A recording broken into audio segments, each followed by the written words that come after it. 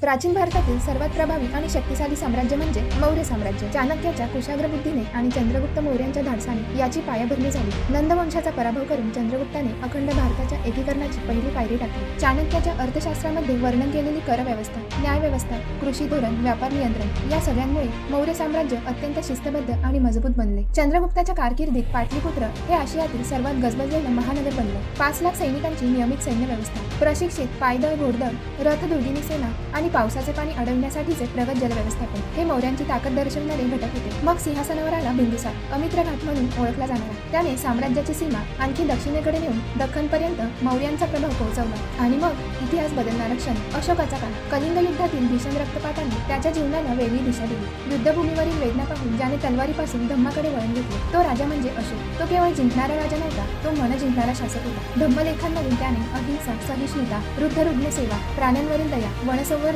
विहिरी, रस्ते बांधकाम आणि जनकल्याणकारी धोरणे संपूर्ण साम्राज्यात पसरवली। अशोकाने प्रथमच राज्यकारभारात नैतिकतेला मध्यवर्ती स्थान दिले। हे त्या काळातील एक क्रांतिकारी पाऊल होते। त्याच्या धम्म धोरणांमुळे मौर्य साम्राज्याचा प्रभाव भारतातच नव्हे तर श्रीलंका, दक्षिण पूर्व आशियातही पाहायला मिळतो। मौर्य साम्राज्याने भारताला राजकीय एकात्मता दिली, शिस्तबद्ध प्रशासकीय पद्धती दिली आणि एक मजबूत केंद्र प्रशासनाची संकल्पना दिली, ज्याचा प्रभाव आजच्या प्रशासनातही स्पष्ट दिसतो। तुमच्या स्पर्धा परीक्षांच्या अभ्यासाला धार देण्यासाठी आणि रिव्हिजनसाठी आम्हाला नक्की सबस्क्राईब करा।